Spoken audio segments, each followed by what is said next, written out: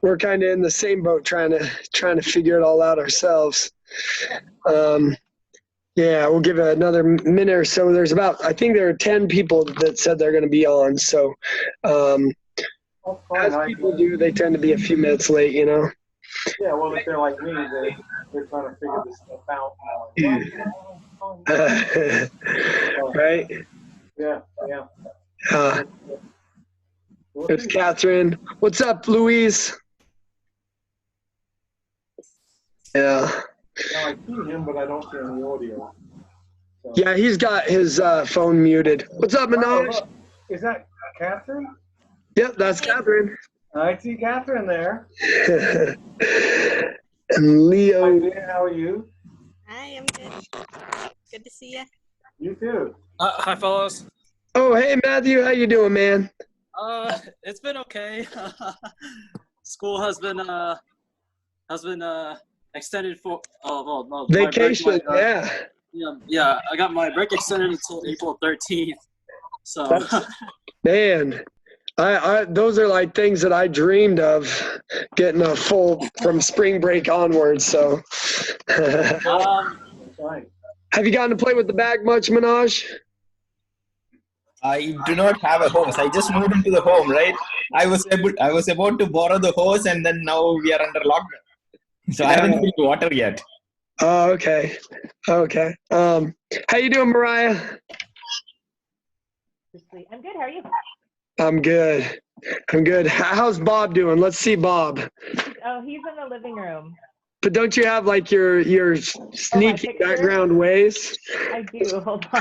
Creeped me the heck out the other day. There we go. Oh my gosh, look at that. It's fine. Well, I guess this is a good enough group that we'll go ahead and I'll give my intro. So this is my instructor. What's up? Oh, so you know Bharat's down here, right? Yes. He said he's gonna be on here. Is he there at the house with you? No, he's probably at home, and you know we've been doing some stuff at the school, but we've been kind of up and down, and we've been shooting really short, you know, like 2-3 minute videos. We shot 22 of them. He's going to be in them? No, he might be in some of them, but we've just been shooting them to, you know, like these online classes or whatever. I don't understand all of that stuff behind it. So I've just been shooting all of these videos, short, simple, fast videos, and then posting on my student page. So yeah. Go there and look at them and train and stuff like that. So, you know. So anyway, I guess let's get this little soiree started. So he had the privilege of training with Dan Osano back when Bruce Lee was still alive. And then, if I may be so bold, he also had the privilege of training with this guy right here in all his glory. Right. When he was a young, youthful teenager. Now I'm a chubby, fat, middle-aged wash up. And then also, there's a picture of him kneeing me in the groin. Where's the one? I'm trying to find the guy that I always talk about kicking me in the solar plexus. It's one of the 3 guys over there would always solar plexus. No, it was Phil. Oh, Phil. Yeah, every time I teach the inverted round kick, I tell them about Phil and his freaking punch to my face. Anyway, I'm gonna stop this. Kaboom. So I will go ahead and hand it over to you, Sifu, and Whoa, wait a minute. What do you mean you're going to hand it over to me? I'm just here to answer questions. You're the one in charge of this thing. So, okay, what do you want to do? Real quick, who has music playing in the background? I might mute you. Is that your TV? Turn that off. There we go. Hey, Trey. Hey, Sifu. How you doing, my friend? I'm all right, sir. How are you? Good. How's the family? Family's doing well. We're all cooped up together for the past week, so it's been wonderful. So you are Superman. What's By that? the way, I am recording this in case. I will. I will. I am recording this just so you guys know if that's all right. Oh, yeah, that's fine. That's okay. Well, Oh, my so makeup. one thing that I think would be cool is to kind of hear about, we were trying to come up with ideas of, so first of all, Sifu is coming down to teach a seminar, hopefully May 2nd and 3rd. We got the tickets and everything. If you guys buy your ticket this month, then you get 10% off. You can either buy one slot, 2, 3, or 4. There's a total of 4 slots. Each slot is 2.5 hours. It'll be a Saturday and a Sunday. We'll do a 2.5 hour, then a break, then 2.5 hour, then the next day 2.5 hour break, 2.5 hours. That's 10 hours. The way I like to think about it is if you train 2 to 3 times a week, you're training about 10 hours a month. So you can stuff an entire month of training from one of the guys who was like there when it all started, over one weekend. You can jump a month of training into it. So if you guys sign up, if things don't work out and he can't come down, then we'll just figure out maybe another day that he can come down, maybe October or something, maybe when all this chaos comes to an end and you guys will have automatic admission into it. So if you buy a ticket this month, you get 10% off. And if we can't make it happen in May, then we'll figure out what works for everybody later in the year. So I'll throw that out there. One of the things we've been talking about, Sifu, is when we were trying to come up with maybe some questions to ask you when you came down, one of the things was kind of questions about the evolution of Jeet Kune Do just in the time that, like, maybe like from the beginning of Bruce Lee's, I guess, developing Jeet Kune Do to up to his death. What kind of things did you see evolve over your time training? Like what was the progression in Jeet Kune Do that you saw during your training? That's one of the questions I thought we were kind of curious about. Yeah. Well, again, the thing for me is that I began training on June 3rd, 1973 in Dan's backyard, okay? So I can't really comment on Jeet Kune Do from 67 to whatever to 73. I can only talk about from when I began. And as I said, at that time, I began in Dan's backyard. He was only teaching 12 people, or so many people, like 12 at a time. He had one class. And that was basically it. So when I began training there was a heavy emphasis. Well, the entire emphasis was primarily on the Jeet Kune Do. So there was a heavy emphasis on tool development and training. We would start off by skipping rope, which, as I told you, is why don't ever play the theme to Hawaii Five-0 when I'm around, because like a punch-drunk boxer, I will just start skipping rope, because every damn lesson, that's the song to play while we skip rope. Tool development, hitting the heavy bag, kicking the heavy bag, hitting the focus gloves, kicking the focus gloves, and then sparring. Shin guards, groin protector, mouthpiece, sometimes but very rarely chest protector, and then 14, 16-ounce boxing gloves. And then we sparred. So I sparred with everybody who was my JKD big brothers, seniors at the time, Richard Costello, Daniel Lee, Jerry Poteet, Tim Watanabe was around the same time. So there was a heavy emphasis on that. Following that, then we would do a lot of trapping, tactile awareness drills, the cheese owl, things of that nature. We didn't do a lot of groundwork simply because we were on a concrete floor, and so we did takedowns. We did a certain number of takedowns, single leg takedown, certain things, certain number of different locks and things like that. But we couldn't do any throwing, and we didn't roll around on the ground. So I mean, that's primarily the thing. The emphasis was on the conditioning, the tool development, the sparring, huge amount on the lead hand and the lead foot. Because the idea, as I was brought up with, was that the idea was to develop the ability to tear the opponent up with your lead side tools, and then bring in your rear tools if and when you wanted, as like the heavy artillery. But that was the idea. You know, again, strong emphasis on the lead tools. As I mentioned before, the idea, and this was Bruce's mentality to those lead hand tools, was the lead straight punch was not just a boxing jab. It wasn't a probe. It wasn't a range finder. It could be used as that, but you train that tool to take the opponent out with it. So his attitude was, well, you see those guys, you see their rear cross. Well, I'm going to take my lead straight and I'm going to make it stronger than their rear cross. Same with the kicking. Well, you see that guy's rear hook kick. Well, I'm going to develop my lead hook kick until it is stronger, more powerful than their rear hook kick. And then he just went and did the work to do it. And so again, those were the, when I began training, that was the emphasis. And that emphasis continued when we opened the Filipino Kali Academy, which was about, I'd say probably 10 months after I began training.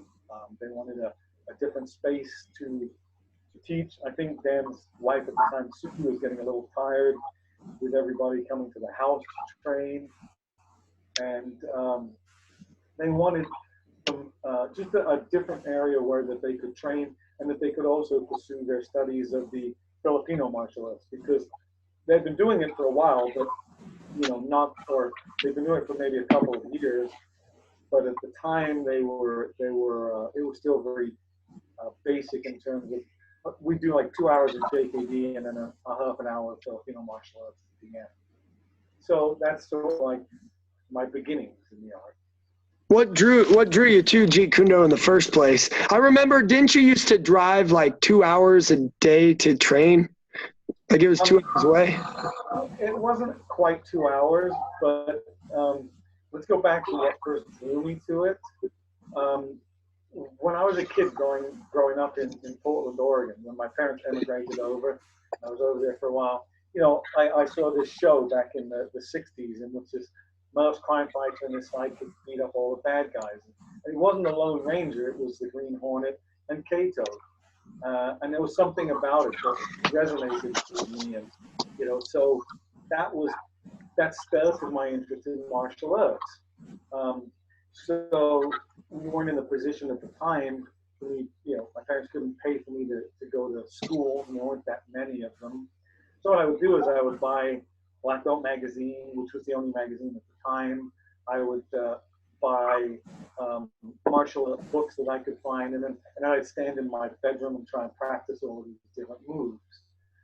So that, so again, it was basically with Bruce Lee that ignited my interest in the martial arts. And so later on, I did judo jiu-jitsu at the Sentinel YMCA. I did Shotokan for a brief period of time until I had a knee injury playing soccer. When I went back to England and when I came back, and so now I'm 17 years old,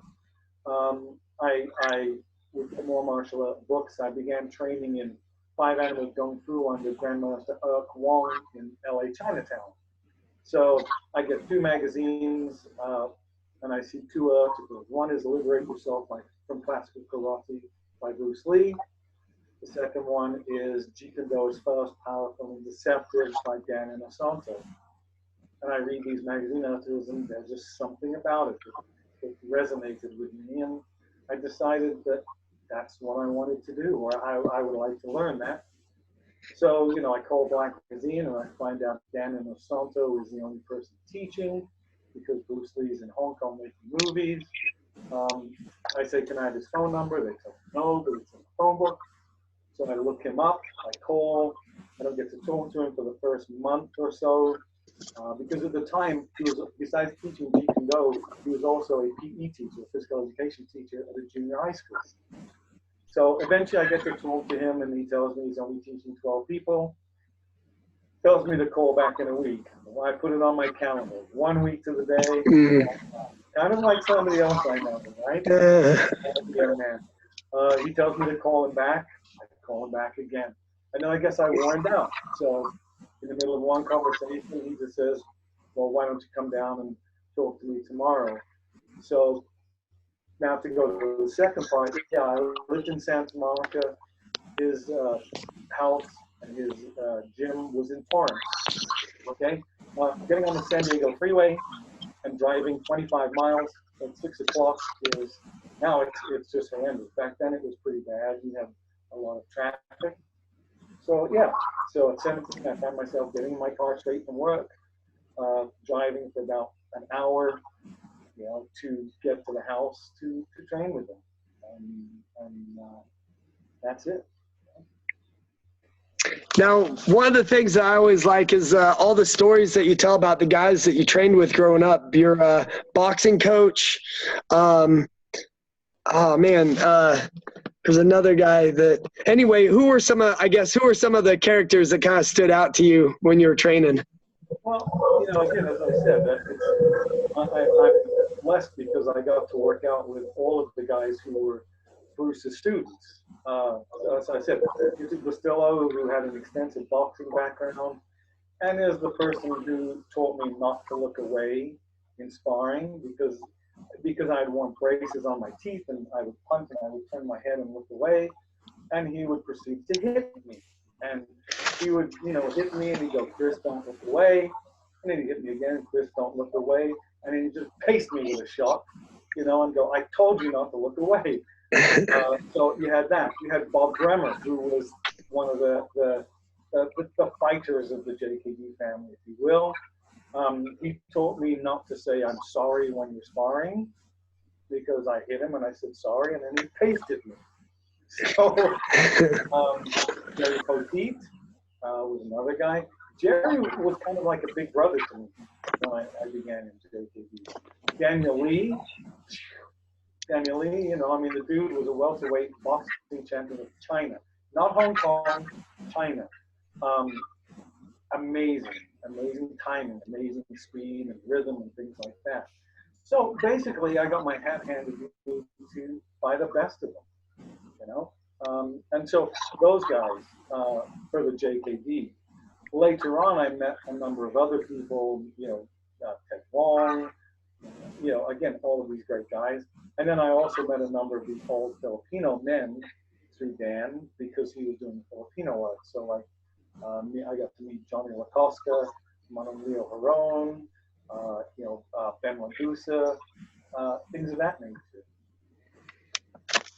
Are there how many of those people that are how many of the people that you trained with back in the early days are you still in contact with regularly? Like how often you see? I noticed I don't know how much you trained with who does all the MMA for the street and BJJ for the street?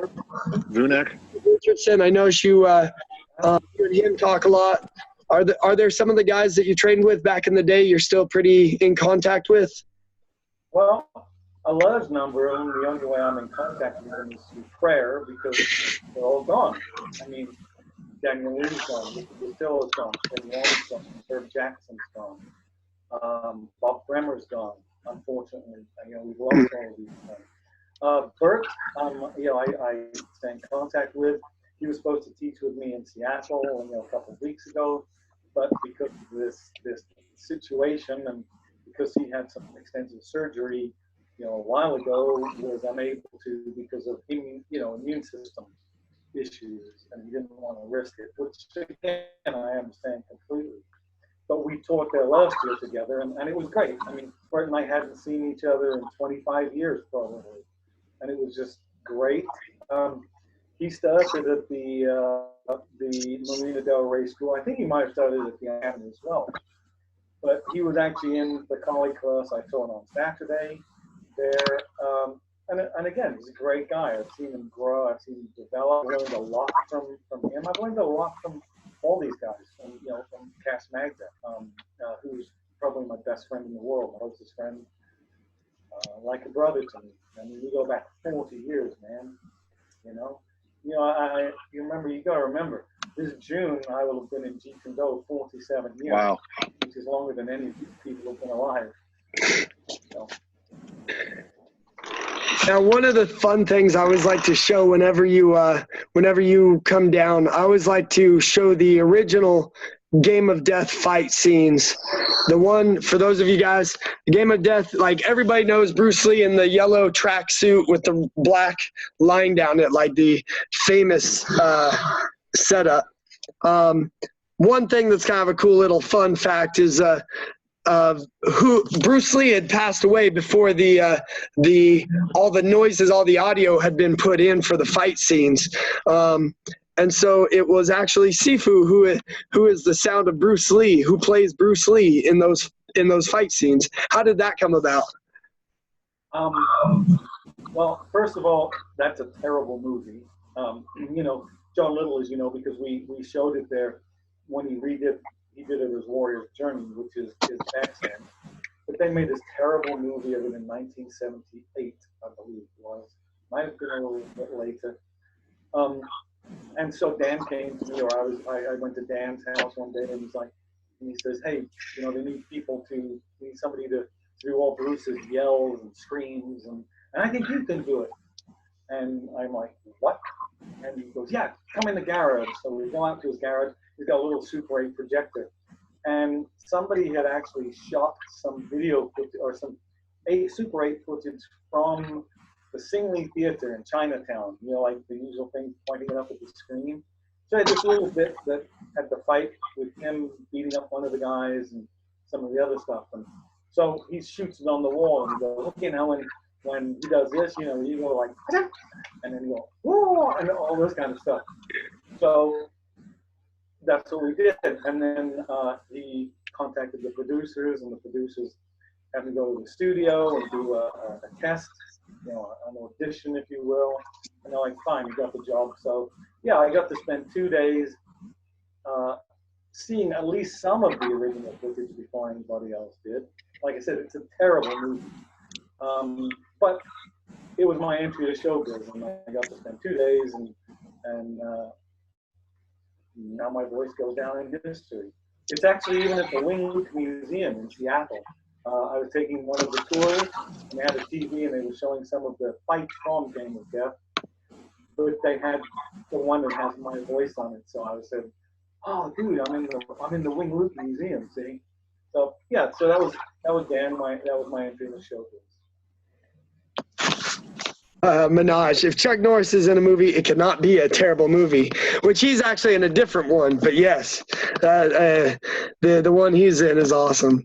And I have to disagree there, because although he's become very good, and I like some of his stuff.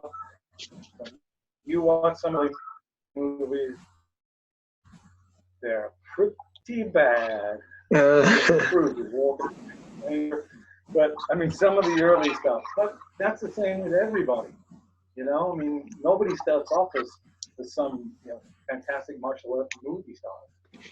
But anyway. Did you negotiate the royalty rights to that movie? You should get a check every time that thing comes on TV.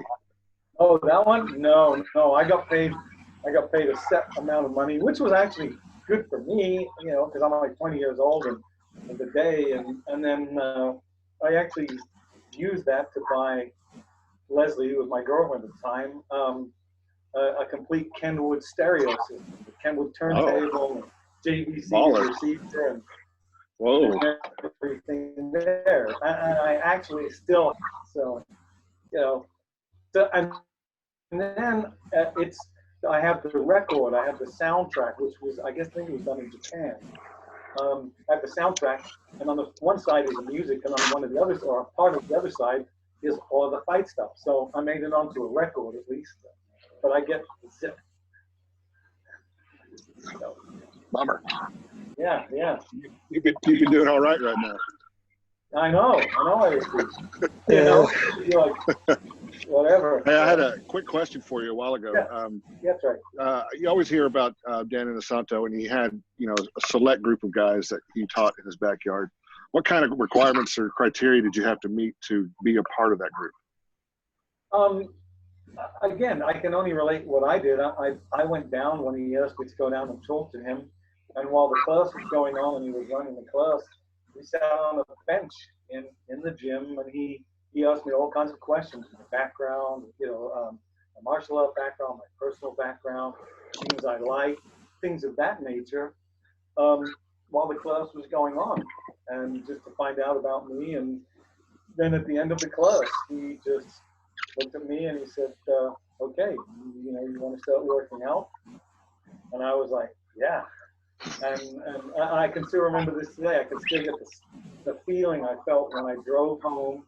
I'm 17 and a half years old, driving home, knowing, oh my God, I get to train in Jeet Kune Do with Dan Inosanto in his backyard. And I went out the very next day and bought baseball shin guards and 14-ounce boxing gloves and mouthpiece. And that was it. He told me years later, or a number of years later, when we were talking about different things about people, and he said, one of the things Bruce always used to tell, or always told me, and I'm telling you, is if you have to choose between character and ability, choose character, because you can always develop ability, but sometimes, a lot of times you can't develop character. So I think with Dan, it was intuitive. He would just get to know you and then decide, is Barack in your spare bedroom at this time? No. Barack is. I thought he'd be right behind you, all quarantined, all snug with you guys. Yeah, no. He's actually staying in an Airbnb. Only, believe it or not, probably about a mile from my house. And he didn't even know that when he first came. He's staying at the same place he stayed last year. But he's only about a mile down the road from my house. So he's supposed to be on here. So are some of my other people. They said they were going to be on here, but in the words of that 20th century philosopher Clint Eastwood, saying ain't doing, right? So. That's hilarious. I almost dropped the phone when I saw that picture on Facebook. I could not believe it. Oh yeah, boy, he came. I had him come over to the house for dinner because he's here, and I love to cook, and so I'm like, hey, you want to come over to the house for dinner? So I cook the meal and we sit down and he's like, oh, Sifu, we have to have a picture, of us having the food, and he took a picture, or Leslie took a picture of the food, and then he shot a picture of the food itself. So yeah, he's having it's good. It's all good. Yeah. That's hilarious. I love it. But he's like, how many other people can say that they had dinner at Sifu's house with a meal prepared by Sifu? And I was like, okay. So, Art. Hey, buddy. That's hilarious. yeah. Well, I hope you get to come down here. So what else? I mean, what are we doing here? So, yep. Go ahead, Dre. No, go ahead. I didn't say anything. All right. So the Game of Death, he says, horrible movie, not the fault of Bruce Lee because he passed away. The best part were the fight scenes, but he passed away. Actually, those weren't even that good. There was bits of them, but the editor didn't know what he was cutting together. If you've ever seen the film, you'll know because they have the characters who are alive doing the film, and then they cut to a picture of Bruce, and it's a cutout of Bruce from Fists of Fury with another cutout and a towel around his neck. So it looks like one of those little 3D viewfinders, crappy 3D picture, right? And the guy they had, the whole story, they changed the entire story. It was a horrible story. And they had this actor, and the actor's name was Billy Lowe, etc. Yeah, like I said, it was fun to do, though. So what are you doing now? Are you just sitting at home, or are you doing some virtual training, or what's going on at the Kent House these days? I'm going to the school. My classes are small right now anyway, so I get 4 or 5 people. We just go to the school and work out, Okay. I don't understand all the, I'm a techno immigrant. I'm not a techno native. here, and I don't do well with even this. Like this is like how the hell do I get the Zoom going on here and stuff like that. So I don't understand. And the other thing is that with everybody doing all this stuff, I don't know. You know, it's like to get them. Well, we're going to do like an hour class. So what I have been doing is I've been going to the school and with some of my students every day, I've been just shooting like anywhere between 1 to 5 minute videos of particular aspects of training that my student, and then I post them on my school Facebook page, which that is only access to my students, and they can go there and they can just go through, and I'm dropping like one a day for each of the JKD and the colleagues. So I'll take one idea, like I'll talk about the use of the snap away and returning what it's used for, and then returning single direct attack using the lead hand or rear hand, or using the snap away and then returning a compound attack with your lead hand or both hands. And then another one, I'll take the snap away and we'll talk about how the distance or the range changes. So they're just quick things that a person can do. And you know, as I said when I did them, it's, hey man, if you've got like 10 minutes a day, you know, because everything's going on. So you got 10 minutes a day, you can go here, you can look at one of these and say, hey, I'm going to just work on that. So that's what I've been doing, just to keep the people motivated and training. And then I've been dropping, you know, written materials on there too, that I have from either Bruce's notes or my notes or things like that. Now, those videos that you're doing, are they, you said that they're in your private group just for the students, yeah? Yeah. I'm not going to post them everywhere. I have the JKD Fellowship page, and then I have the Kent Institute page, and that is solely for my students. So now, they're on there. I mean, I might pop one here or there on the fellowship page, but the idea is that my people should be able to take and look. Hey, there's an invisible man. I'm looking at an empty chair. It's great. He's gone. But yeah, to take one idea, as I said, and then how they can train while they're at home. But I just think that's easier than trying to get people to watch something for an hour. For me, it is. Sure.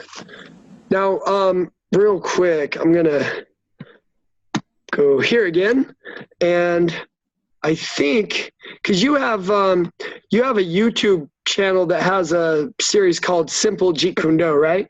Yeah, Simply JKD. I've got that on there too. Yeah, you can go to YouTube and see it there. It's all, if you just go to Chris Kent JKD on YouTube, it'll pull up those. It'll also pull up those little videos we shot with you when you were at the school. Remember? We were doing some focus group training and things like that. Oh yeah, yeah. So I utilize the same kind of idea. They're just very informal. Me talking to my students, you know, that this can help. Yeah, the ones with the green things, those are you. So you remember when you were down?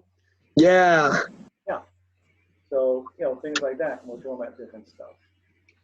So. Sifu, is that Josh Stone that's with you in those videos? No, that's Forrest. No. The Simply right. JKD. Yeah. Oh, yes. I'm sorry. Yeah, that's Josh Stone. Yes, he's one of my top guys. He's been with me years. Yeah. Yeah, he has a really cool. I looked at him on Facebook one day, and he has a pretty cool, like a self-defense page. I think he does his own self-defense website or something like that. Yeah, he has a thing called Armed, because he does a lot of gun work too. He's very very knowledgeable at it. So he has a thing like ARMD, Armed, in which case, you know, he does stuff too. But yeah, I try to use him for, you know, or I try to use my guys. He's been with me for years and years and years. Yeah. I've been on the opposite end of his shoe a lot of times. Oh yeah. Yeah. Well, you know, again, Forrest goes back from the time he was 14 and a half years old, and I gotta tell a story here, okay? Because I think it's vital for you guys. I know you know that he's a good teacher, and I take complete credit for that. No, just kidding. But Forrest started with me, he was 14 and a half years old, okay? And what I found out from him, and then I also found out from Linda Lee Cadwell, because she's up here and we're good friends, is that Forrest would call her, call her, and Bruce Cadwell would get the phone and go, Linda, it's for you, it's that kid again, or whatever.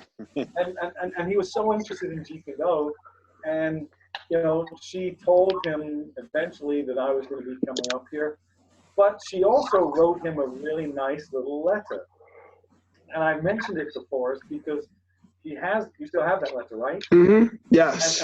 And I said I think that he should frame that letter and put it up at his school, because you know, Linda was very impressed with his fortitude in just pushing forward all of the time. So you know, that's why I said in some ways he kind of reminds me of me. He did that. He came to my school eventually. Like I said, 14 and a half years old. A lot of things going on in his life, and we talked about them. And he said, well, you know, do you think I can get a break in the tuition? And I told him, no, we'll figure out a way to do it. And the son of a gun did. He went mowing lawns. He did other jobs. So, you know, I'm extremely proud of your teacher. You guys, you have down there. He learned a lot with me. He helped me a lot. We did some demos together. The ones at some of the different schools. Amazingly as a teacher. Stop. And, Stop. Oh, stop. I know. Stop. I think it's just really important, okay? Because, you know, we're talking about my background, but I think you guys need to know, you know, that Forrest put in the time, put in the energy. He was there. So, and we had, remember the one time we had John Little come to the school. John and Linda actually came, and John gave several talks at my school at the time, and attended a couple of them, and also talked, and Forrest asked a lot of questions, right? Because he was a young teenager. Well, you know, you guys are in good hands. Sifu, I can speak, you know, for myself, but I met Forrest about 3 years ago, and the guy literally changed my life. So he taught me a new way to think about things, and Jeet Kune Do has given me an avenue to, in the beginning, vent my frustration, but now it's exploring. I'm at the point now where I'm kind of exploring new things, and it's given me an avenue to, you know, deal with everyday life that I've not had before. And I can't thank Forrest enough for that. And I can't thank you for finally taking him in after he's been bugging you for so much. Well, that's what it's all about, you know, just Yeah. what you said. You are, that, Trey, you're a perfect example of what this is supposed to be about, you know. And I'm feeling that, you know, I'm figuring that out now. Yeah. It's not Jeet Kune about, Do is more than a kick or a punch. It's a way to do things that, you know, works for you the best, and everything for me. And I've improved a lot since this started for me. and to me, you truly understand what it's all about, you know. Yeah, it is. It's a state of being, you know. And this is why when we talked before, I said, you know, you got to follow Bruce's evolution all the way up till the time he passed away, because you know, people will stop at one point and they'll say things like, well, you know, Jeet Kune Do, you know, basically it's just a combination of Wing Chun, Western fencing, and Western boxing. No, that's what it started out, or part of its evolution, right? Right. And then it's all about, you know, going out and kicking ass on the street. You know, self-defense is a fundamental and essential ingredient of it. But in the end, just what you said, it's about understanding yourself and becoming a person of totality. So, you know, again, you can take these principles and apply them in your business life and your daily life.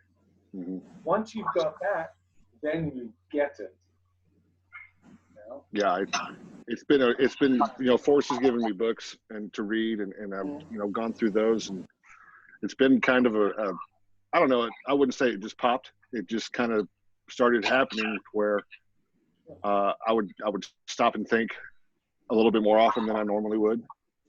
Even when it comes to training, I started, really just working on things that I like to do. Even in the middle of class, Forrest doesn't know this, but I'm over there messing around while they're doing drills. I'm doing other stuff off of that drill just to see what happens. So it's been an amazing turn, and I'm really enjoying the climb. Good. Again, Jeet Kune Do is a problem-solving art.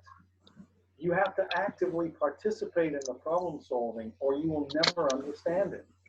So, again, you don't get to go into class and have the teacher spoon feed you, and that's not their job. That's not my job.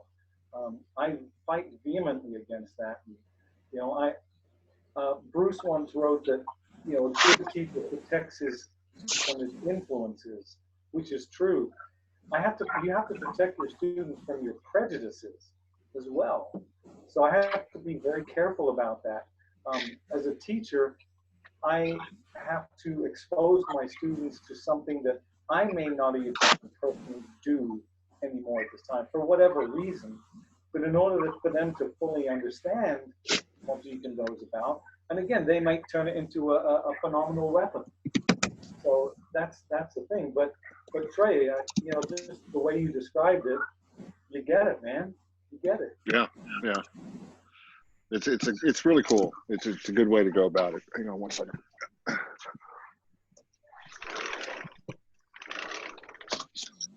Sorry. Yeah, Trooper is wanting in and out. He's a little pain in the ass right now. What else? Yeah, what else? I mean, is nobody else asking questions, or are they all too reticent to, or what? I'm not. Good to see you all here, Sarah. Sarah. She just finished teaching her yoga class. Who else has a question? Oh, by the way, you like my shirt, Sifu? It's excellent. Calvin Klein did a wonderful job. Right.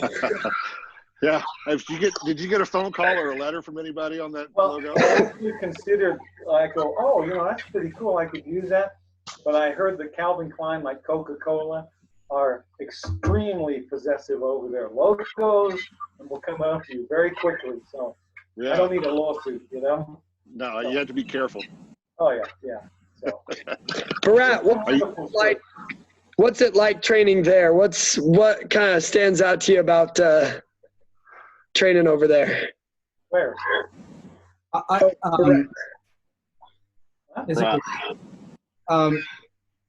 I think in the few classes that I've attended so far, I try to go to every class, but I find myself just to give an example, if I'm beginning to get a technique, I tend to get into a rhythm, mechanical.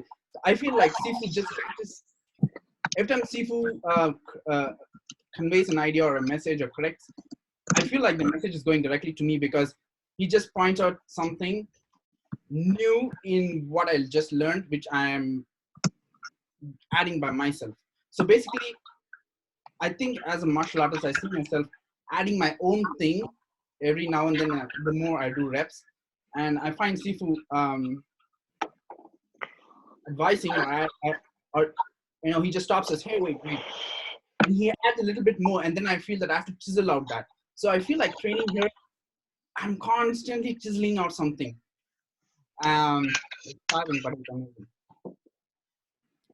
Get him, Barat. Now, Art, be careful. There's a bunch of guys behind you that look angry. They look tough. I'm part of this. I brought my gang with me. Oh, my goodness. The DC universe. Yep. Are you Superman? Where is he?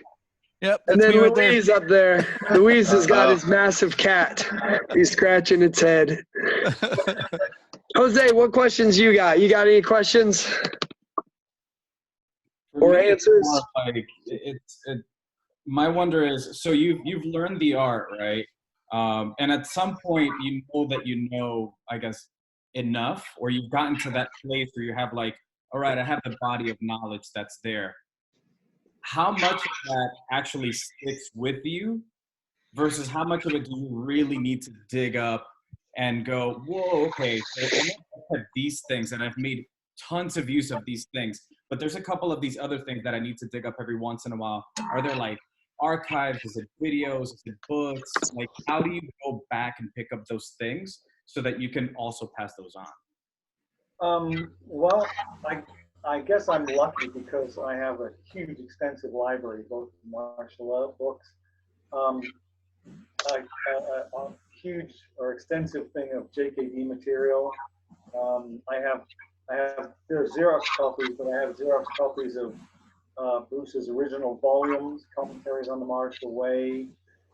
When we created the Bruce Lee Foundation, each of us were given 3 volumes that John Little put together, which was all of the material. One was dealing with philosophy, one was dealing with technical material, one was dealing with like fitness, nutrition that he had gone through. So each one is about 2.5 to 3 inches thick.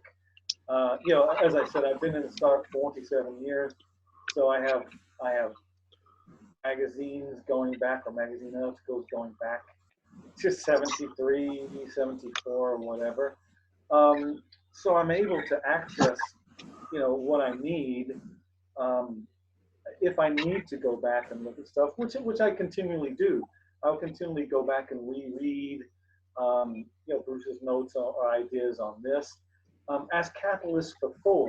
Again, it's not about us going back and being fundamentalists and saying, well, Bruce Lee wrote this. And I think what's a really important point for people to understand is that this material is not true because Bruce Lee wrote it. Bruce Lee wrote it down because he found it to be true. You see?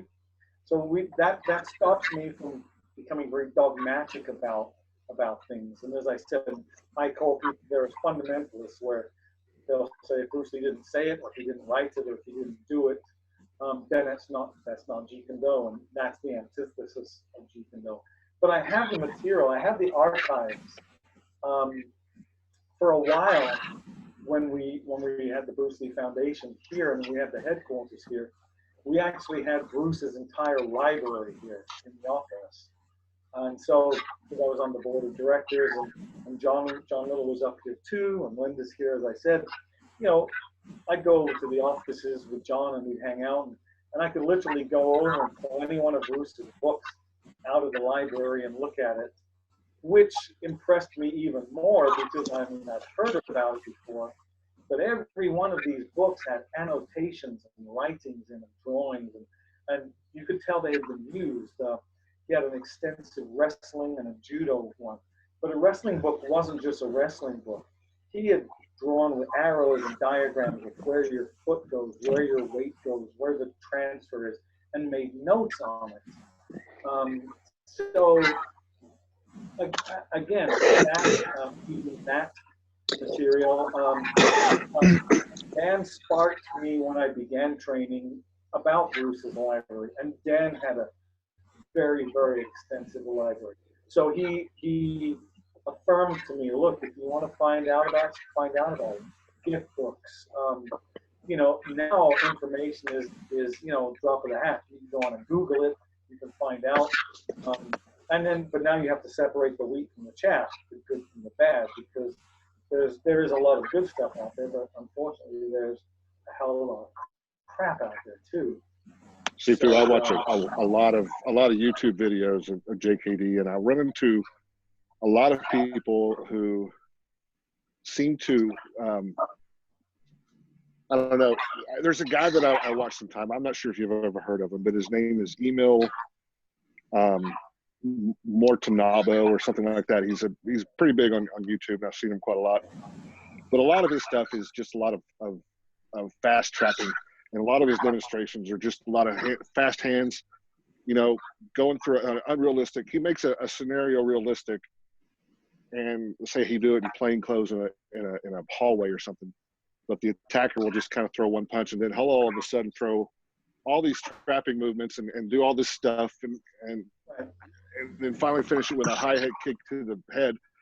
And in your opinion, do videos like that pass on the legacy of JKD, or do they kind of hinder and just make it a show? I don't want to pinpoint Emil, but there's so much material out there. He's talented, I get it. I mean, the guy is good at what he does. Some is good, and some is horrible. But unfortunately, that is the nature of the beast. Now, you know, when the first time Jiu-Jitsu didn't exist, the internet didn't exist. And now it's, I got to get on the video, I got to post as many videos as I can of me doing this. And okay, here's a trapping combination 1, here's a trapping combination 2, et cetera, et cetera. That's the nature of the beast. Fortunately, a lot of it is crap. You know, Bert Richardson makes the point, which is very true. Training it is one thing, but then you've got to take it and you've got to work it against resisting it. At the same time, you have to be able to do it safely, because you can't just go and knock the crap out of each other. I think some people do that on videos. The same with the Filipino arts. You know, I can't say, oh, look, Forrest, you and I, we want to work knife training. So here's a 12-inch butcher knife, and I got a 12-inch butcher knife, and now we're just going to go because that's reality. You know, the only thing we're going to learn is that we bleed a lot, and that we better call the 911 number in case we hit major arteries or something like that. So there is a progressive approach to training to it. Again, the thing is, that is the nature of the beast with social media today. It's how many can I post that make, you know, everybody says if you write enough articles or if you post enough material, you'll be an expert on it. I disagree with that. Brandon Broussard talks about that, and I went to one of his weekend things, the Experts Academy. You know, if you put enough material, you'll be an expert. No, you won't. I disagree with that. So again, there's the good and the bad. The difficulty is, how do people who have no background separate? How do they do that, or do they get sucked in? Yeah. And that's the again, that's part of the nature of the beast, so to speak, too. You know, well, who is this person? What are their qualifications? You know, what is their agenda for doing this?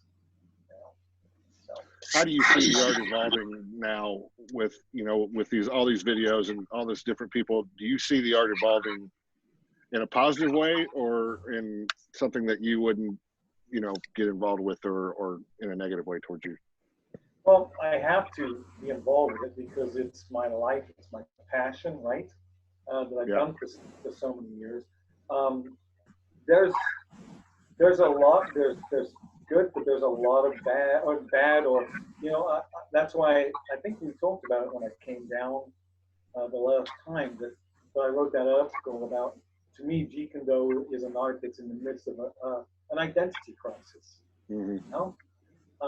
And then I talked about the reasons how and why this identity crisis occurred, and that it's not about pointing the finger of blame at this person, that person, but how did this thing evolve? How did this identity crisis evolve?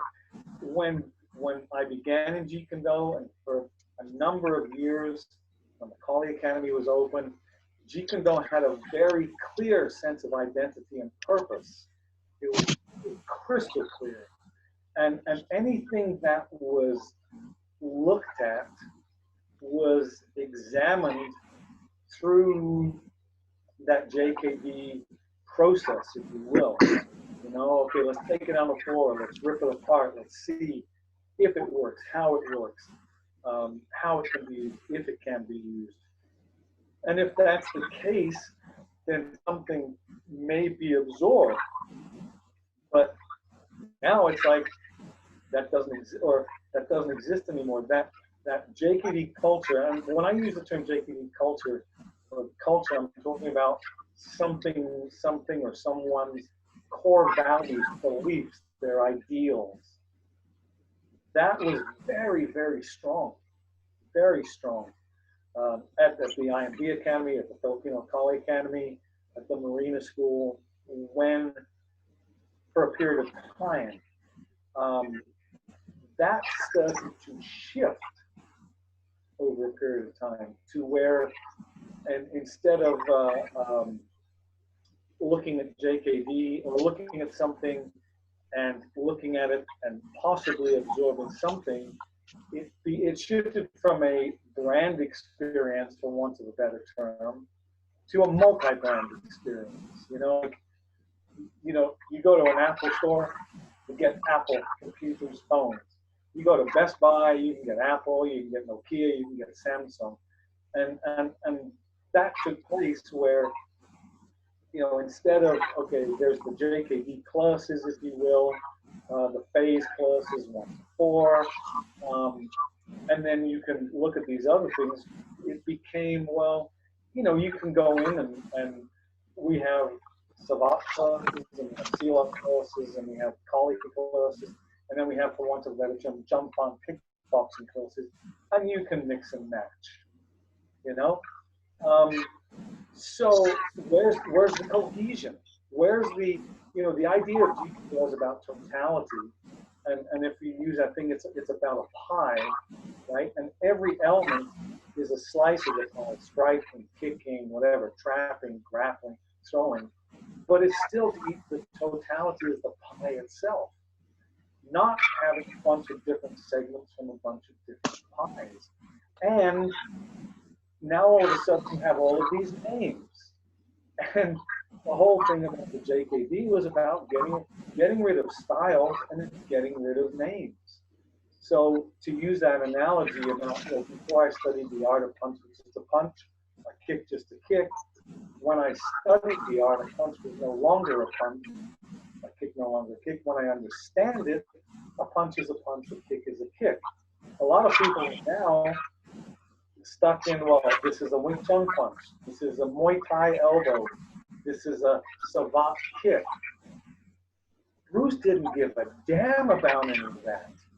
It's like, this is a kick, this is a punch. There's a classicalization of Jeet Kune Do that's taking place, a formalization of it, which I think is wrong. It's the antithesis. All of these Chinese terms being added into it. When I began, I had a certain number of terms that were listed. The kick, Jeet-tek, Juk-tek, Nao-tek, but we rarely ever use those. And if I go back and I pull out Bruce's volumes for you on there, because people say, well, it's this, it's that. I can go, well, look, here's Bruce's volumes on it. Hook kick, side kick, spin kick, not Jun-tek, Juk-tek, Jig-tek. So to have that for historical purposes, I think is fine. But man, there's like, the identity, people don't know what it is now, They have no idea because there's all of these facets. It is not modified Wing Chun, okay? It is not modified anything. It is Jeet Kune Do. And I've never had difficulty understanding that. So when I see all of this stuff, and I just kind of shake my head because I'm like, what the hell are you talking about?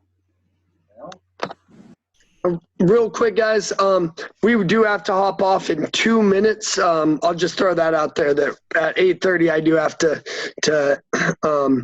call it. At 9 o'clock, if anybody wants to do a watch party, we're going to be watching Enter the Dojo. Sifu, have you seen Enter the Dojo? No. It's really corny. You are welcome to hop on in 30 minutes and watch it. But yeah, Sarah and I are. I think I'm having a colonic, so a high colonic, so I think I'd rather have that. No. Is out of curiosity, is Leslie nearby? Would she be able to come on and say hi to us? Hold on a second. Leslie? I'm going to cut off for a second because I got a rubber band on the. Hold on. Leslie, come here. Your son wants you to say hi. Just come back here. Just look right there. Sarah will want to say hi too. Let me unmute Sarah. Actually, Sarah, you'll have to unmute yourself. How's it going, Leslie? It's going well. Good. Good. We miss you. We miss you too. Fingers are crossed that you guys are able to come down in May. If it doesn't happen in May, we'll make it happen as soon as we can. Okay. I think I know how we can make it happen. You just need to walk up to the house and be like, we're going to take care of this. That's what we're going to do. That's right. See? Right? I like Sarah's attitude. It's time to kick ass and take names. That's right. Hey, Leslie. You trust me, honey? Leslie, where did Sifu take you on your first date that won you over? Enter the Dragon.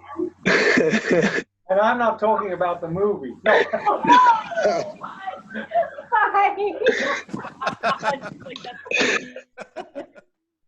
Well, guys, IHOP for us. What's that?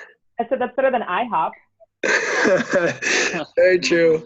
All right, well, we've got to call it. Maybe I'll talk to Sifu, maybe see if he'll be down to do this again sometime. But no, just thank you. Yeah, well, thank you guys. You know, like I said, you guys got to ask questions because I can talk for days about AKB. Your stories are just too interesting to listen to. All right. Well. Louise always likes a good challenge. How many punches did you say you counted up that Bruce Lee does in a month? Me? Yeah, how many Bruce Lee, you counted up how many punches he threw in a month? Yeah, February 1968, because I was down with the flu. 18,250. All right, Louise. Oh. Get that number. Get that challenge. That's in 28 days. I'll try my hardest. That's good. Taylor, Stephanie, Liz, anybody else got any last little question? Catherine, anybody? I don't, but thank you, Sifu. Awesome, guys. Yeah, thank you so much. It was very What Catherine say? She said she didn't have a question, but she just wanted to say thank you. Well, always. Catherine's always great working with you when I'm down there. You know? It's about time somebody showed these people how to do it right. She's punching us. My head's pumping back. See? Punching the screen with my head back. There you go. Awesome. And we got a lot of new people since you were down here last that are going to be a real treat for you to get to work with. There, we got a lot of awesome new people as well. Taylor, you know, I love Austin, man. I love coming down there. I love spending time with you and Sarah. You know, Leslie and I do. And I love the city of Austin. It's an awesome city. But Rod's trying to get me to move down there. Come down there, Steven. We won't be too sad, although I guess maybe I'll be out of business if you do. Oh, no. But, I'll be like on the other side of the city or something like that. And then we'll just hook up. So do it that way. I dig it. Yeah, I'm excited. Mariah, Mickey, you guys are going to, Art, hopefully you'll be coming. It's going to be awesome. Stephanie, Liz, it's going to be a good time. Of course, Ron will be there. Jose, Louise, all you guys. Hey, thank you guys so much for hopping on. And hopefully I'll see you guys at 9 for Enter the Dojo. All righty. Thanks, Stephen. All right. Thank you. Ciao. Thank you. Thank you. I'm trying to figure out how